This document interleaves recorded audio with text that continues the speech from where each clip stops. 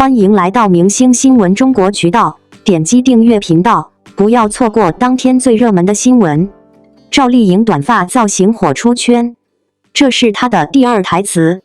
以改革开放初期为背景的年代剧《造成者》发布了最新预告片，赵丽颖在剧中饰演基层女干部李秋萍，发尾贴近耳际的短发，巧妙地将观众的注意力聚焦于她那极具故事感的眼神。预告片里，小人物在大时代的浪潮中拼搏奋进，那股子劲儿展现得酣畅淋漓，瞬间把人拉回那个激情燃烧、怀揣梦想的岁月。镜头中，李秋萍迎着朝阳，身影融入新城崛起的剪影，成为奋斗画卷上浓墨重彩的一笔。在新剧《造成者》里，赵丽颖和黄晓明化身搬砖搭子，携手开启滩涂上的造成之旅。赵丽颖的柔顺侧分短发，既保留了面部的柔和线条，又借由发尾的直线条突出下颌轮廓，仿佛在诉说着那个时代女性的刚柔并济。在电影《酱园弄》悬案中，率性短发搭配金丝眼镜与复古西装，赵丽颖瞬间变身为民国时代的先锋女作家，飒爽又文艺。剧院舞台上，她是卷发大波浪的摩登女郎，可一旦脱下假发，现实世界的她一袭露耳短发让她的气质更显冷峻。短发仿佛是她撕破枷锁的利刃，双面形象形成强烈反差。詹周氏，不要屈服，不要让他们得逞。法庭之上，西林铿锵有力的发言，为詹周氏点亮了正义的灯塔。在那个动荡不安、男权当道的时代，西林用笔下的文字告诉所有女性，我们也可以有另一种活法，一种不被束缚、不被定义、充满力量与尊严的活法。电影《向阳花》中的坏女孩高月香，也让观众看到了赵丽颖极具感染力的表演。蓬松的头包脸短发看起来疏于打理，透着一股毛躁劲儿，十分契合人物颠沛流离的生活状态。在艰难的生活里，高月香从未放弃对生存的渴望。她就像一颗顽强的种子，在贫瘠的土壤里拼命扎根生长，用顽强的生命力向世人宣告，即使身处黑暗，也能拥有向阳而生的力量。以樱花碎碎冰短发出镜的赵丽颖，这款发色弱化了粉条的膨胀感，衬得肤色白净。修剪出碎边的发梢，侧脸看过去，发丝像被风轻轻扫过的羽毛，让整体发型甜而不腻。保留前额的刘海造型，吹发时用圆梳内卷带出 C 型弧度。半扎发造型增添了几分俏皮与灵动，发尾的碎发用手指从发根处轻轻拽出发丝，制造不经意的蓬松感。发丝的动态平衡吊带裙装的露肤度，甜酷感拿捏得恰到好处。氧气感十足的轻短发减弱了脸上的圆润感。用手指蘸取少量哑光发蜡，随意搓揉发梢，让微卷的发丝呈现出刚睡醒的凌乱感，营造出慵懒氛围。甩头的瞬间，不用力就很美。赵丽颖短发造型一经曝光，瞬间在全网引发热议。不少网友表示眼前一亮，从未见过如此飒爽的颖宝。更有评论称赵丽颖这次的短发如同她的第二台词，不仅刷新了大众对她形象的认知，也传递出一种不言而喻的态度与能量。在娱乐圈审美趋同、造型雷同的今天，赵丽颖以这次果断利落的短发造型，完成了一次意义非凡的视觉突破与身份表达。她不只是换了个发型，更是在无声地说，她可以温柔，也可以坚定，可以甜美，也可以锋利，可以是过去的她，也可以是正在重塑自我的她。赵丽颖出道以来，其甜美、温婉、坚韧的形象深入人心。从陆贞传奇到花千骨，她的角色多为善良、柔弱但内心强大的女性。而她本人的外形条件，一张圆脸、柔和的眼神、细致的五官，也让她在早年常常被贴上少女脸、邻家感这类标签。但这一次，赵丽颖用一个干脆利落的短发打破了这些刻板印象。这个短发没有修饰的柔顺卷度，而是干净明快地呈现她下颌线的硬朗、眼神的清冽、气质的锋锐，仿佛一场从内而外的蜕变早已悄然完成。第二台词并不是一个陌生的概念，它常用于非语言的视觉或动作中，意指演员通过外在呈现表达出角色的心理与情绪。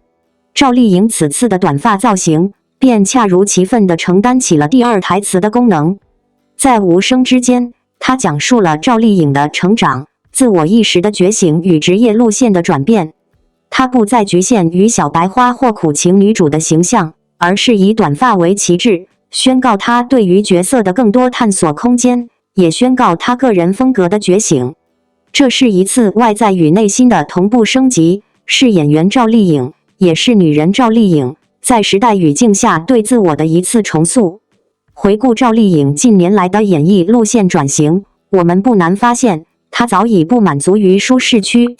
从《知否知否应是绿肥红瘦》中复杂多面的盛明兰，到电影《乘风破浪》中突破形象的哑女小花，再到《谁是凶手》《风吹半夏》《酱园弄》中的演技沉淀，每一步都是她主动打碎过去所积累的标签，勇敢迈向新的挑战。而如今，这一头短发仿佛是她所有努力的视觉总结。她走过来，不只是甜美的女主角，更是一个对生活有态度、对作品有判断的独立女性。观众的反馈也从侧面印证了这场转型的成功。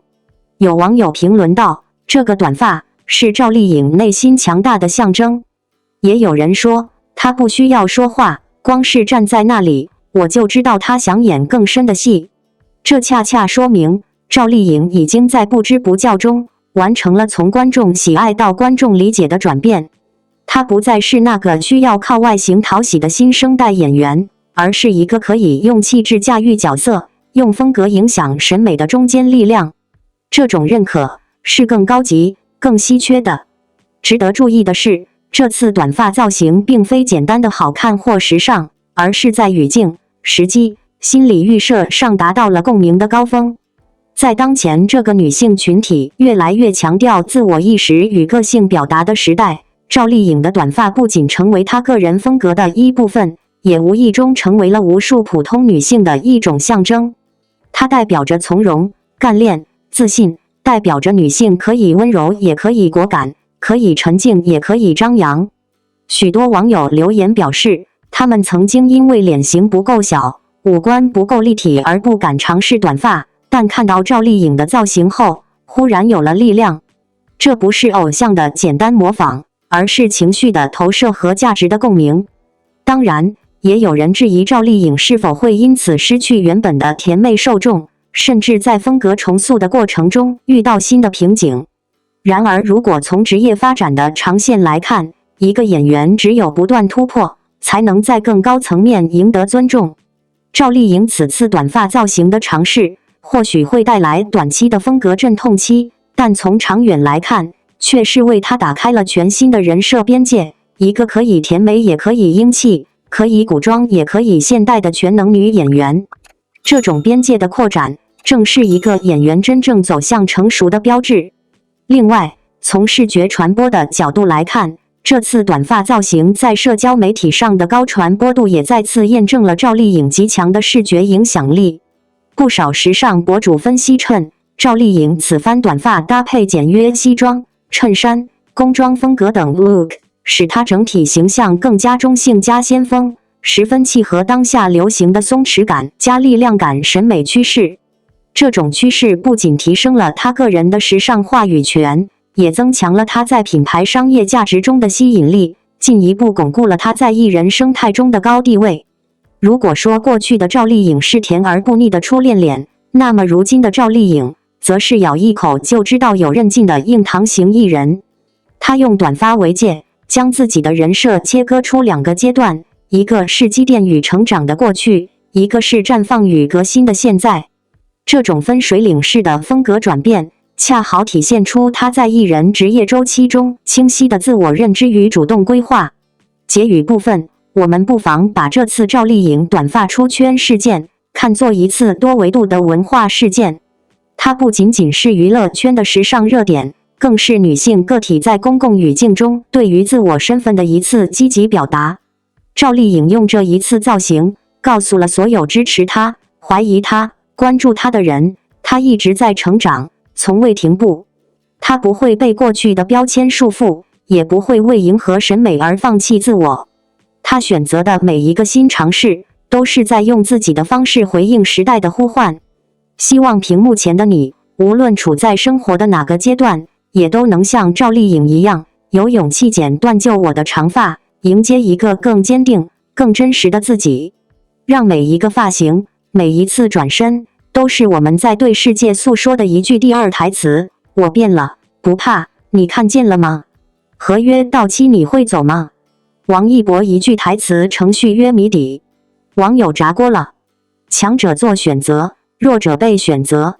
王一博用形式维权，无个人工作室的孤勇，在月华风波中坚守底线。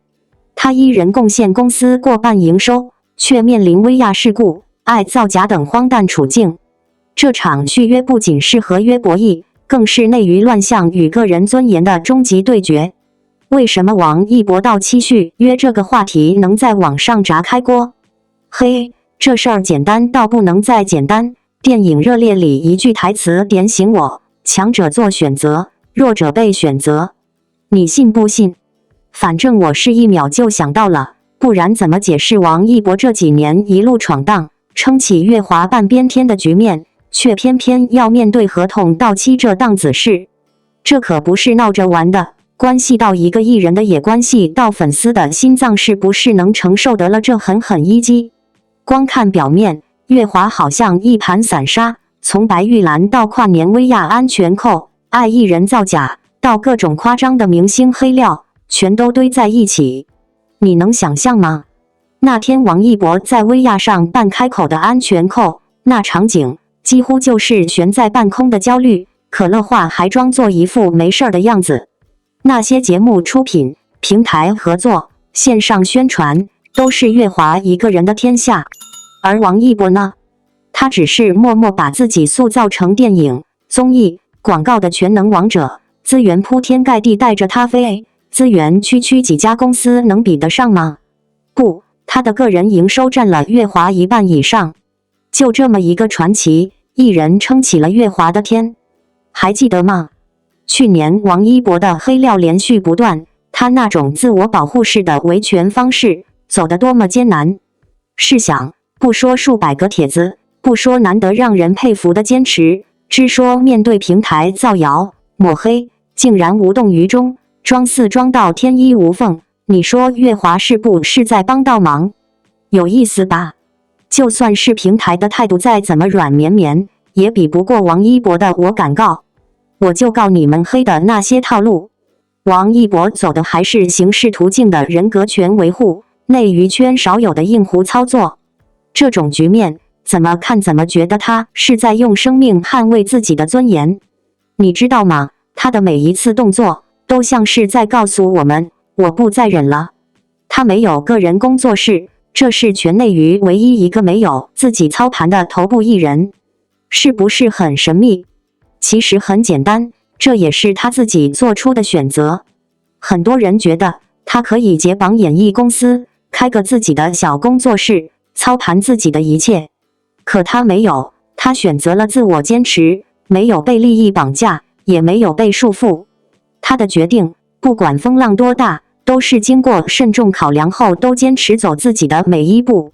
这次到期续约的事情，是所有粉丝、媒体、业界最关心的焦点。为何？因为王一博代表了责任、底线、尊重，而月华呢？哎呀，说真的，说不上有什么像样的核心价值吧。只不过一边是他用心血浇灌起来的事业和资源，一边是那些表面风光，实际上充满算计和无为何止3条的内幕。你细想想，那几件事，白玉兰的装4，湖南卫视跨年事件，爱艺人造假和节目出品，这些荒唐的故事自己都能写成一本长篇小说。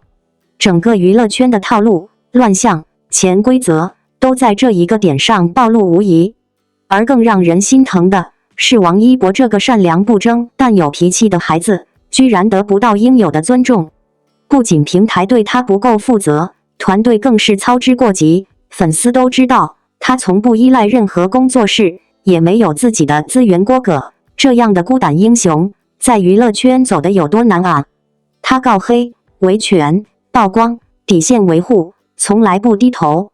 从旷日持久的告黑战到人格权刑事诉讼，都是在用行动证明他的选择绝非盲目。到这里，你一定会问，他还会续约吗？我相信，无论如何，这个答案都不是简单的是还是否。毕竟，强者做选择，弱者被选择。王一博的未来一定是自己掌握在手里的。不管国家风雨多么猛烈，他的算盘，他的理想，他的硬胡态度一直在那。或许有一天，他会说：“我走自己的路。”也许他会继续坚持，也许他会选择新的方向。无论怎样，我都坚信他的每一个决定都是经过深思熟虑的，那才是真正的强者姿态。在娱乐圈这个瞬息万变、充满不确定性的舞台上，明星的一举一动常常牵动万千粉丝的心。王一博作为这几年最受关注的青年艺人之一，他的职业选择和动向一直都是舆论与粉丝的焦点。最近，关于他是否与原经纪公司续约的讨论愈演愈烈，而这一切的源头，竟然是一句台词：“合约到期你会走吗？”出现在电影《热烈》中的这句话，似乎不仅仅是角色的对白，更像是现实生活中王一博内心状态的真实写照。这句台词简单，却仿佛开启了潘多拉的盒子。一些人认为这是王一博在用角色的身份给自己的人生做一个铺垫，是一种艺术及现实的巧妙表达。而另一些人则猜测这可能只是剧本的巧合，完全不应过度解读。但不管怎样，这句话像一颗投入平静湖面的石子，激起千层浪。粉丝们开始翻看王一博过往的发言、工作室的动向，甚至从他最近公开活动的表情中寻找蛛丝马迹，仿佛每一个动作、每一个词语都藏着一个关于去或留的答案。其实，从职业发展角度来看，王一博已经进入了一个全新的阶段。从《陈情令》大火后，他逐渐由偶像向实力派演员过渡，无论是电影《无名》的沉稳演技，还是电视剧《追风者》中情绪浓烈的表现，都证明了他已不再是那个只靠外表与舞蹈圈粉的少年。他在艺术上的精进和对作品的挑剔，让人看到了一个更广阔的发展前景。而与此同时，他也开始逐渐减少露面，选择性的接触综艺与广告。这也让人猜测他是不是在为下一阶段的转型做准备。而在粉丝的视角中，王一博合约是否续签，已经不只是一个职场决策这么简单。多年的陪伴和守候，让他们早已将这份支持内化为自己生活的一部分。在这个问题面前，粉丝的情绪显得格外复杂。一方面，他们希望他能继续稳定发展，不被纷扰所困。另一方面，他们也担心，如果不再续约，是否意味着王一博会远离大众视野，甚至从娱乐圈逐渐抽身？这种理智支持与感性依赖的拉扯，也成为了这场话题讨论中最柔软却最真实的底色。更值得注意的是，不只是粉丝在关注，就连行业媒体、影视公司乃至品牌方也都在紧盯王一博的动向。毕竟，他的商业价值与号召力早已得到市场验证。从代言品牌销量的暴涨，到作品上线后的口碑发酵，王一博已经形成了属于自己的影响力闭环。如果他选择更换经纪公司，或是建立自己的工作室，必然会对现有的合作体系产生巨大影响。这也是为什么这句合约到期你会走吗能掀起如此大的讨论热度的深层原因。然而在更深一层的层面上，这个问题其实是每一个青年人在人生阶段面前都会面对的抉择。合约到期你会走吗不仅是一种离开与否的判断，更是对过去的总结与对未来的重新选择。对王一博来说，这或许是他艺术人生中的一个拐点。他可能在思考，是继续留在一个已经熟悉的体系中保持稳定，还是跳出舒适区，去开辟属于自己的天地，承担更多风险与压力。这种选择无关好坏，至关成长。而王一博向来是一个以行动胜过言语的人。从他早年默默练武到成为这旧世街舞的冠军队长，从他低调拍戏到后来在无名中与影帝飙戏，无不证明他的每一次选择都不是冲动之举，而是深思熟虑后的结果。因此，无论他是否续约，都应该相信他有足够的判断力去决定什么对自己最有利、最值得。对于粉丝而言，或许更重要的不是纠结于去或留的选择，而是相信无论他在哪里，他始终是那个在舞台上全力以赴，在镜头前眼神有戏，在生活中认真沉稳的王一博。与其焦虑不安，不如用实际行动去支持他的每一个作品，每一次演出，去珍惜每一个他愿意分享的瞬间。在他奋力前行的路上，成为那个默默守护、坚定信任的力量。有粉丝留言说，无论你在谁的旗帜下，我们只认你。这大概就是粉丝文化中最深沉、最动人的情感表达。偶像也许会换角色、换公司、换人生方向，但那份最初的热爱和后来一路走来的陪伴，却永远不会被轻易替代。王一博用他的努力回应了质疑，也用他的沉默保留了尊重。接下来，就请大家耐心等待那个属于他的官方回应。最后，不论他是否续约，不论接下来会站在哪个起点继续出发，王一博都已经用实力与作品证明了自己。而对所有关注他的朋友们来说，我们也需要更成熟地看待每一个成长的阵痛，给他自由，也给自己一份安心。